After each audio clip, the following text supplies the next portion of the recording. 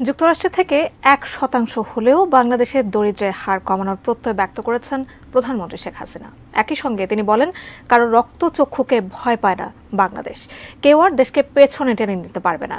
সকালে ঢাকা সেনানিবাস এলাকায় আয়োজিত প্রেসিডেন্ট গার্ড রেজিমেন্ট PGR এর 49তম প্রতিষ্ঠাবার্ষিকীর আয়োজনে যোগ দিয়ে প্রধানমন্ত্রী এসব কথা বলেন।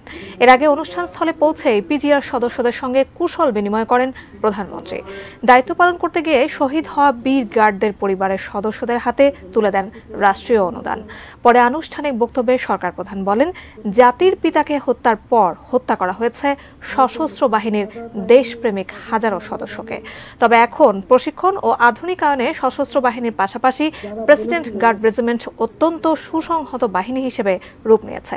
সেই সঙ্গে দেশপ্রেম ও সততার সাথে দায়িত্ব পালনে PGR সদস্যদের প্রতি প্রশংসা করেন প্রধানমন্ত্রী। যারা বলেছিল, যে সমস্ত বড় দেশ বলেছিল যে বাংলাদেশ স্বাধীন হয়ে কী হবে, ওটা একটা বাস্কেট কেস হবে, এখন অন্তত সেটা তারা বলতে পারে না, এবং তাদের বলতে হয় যে বাংলাদেশ এখন একটা উন্নয়নের রোল মডেল।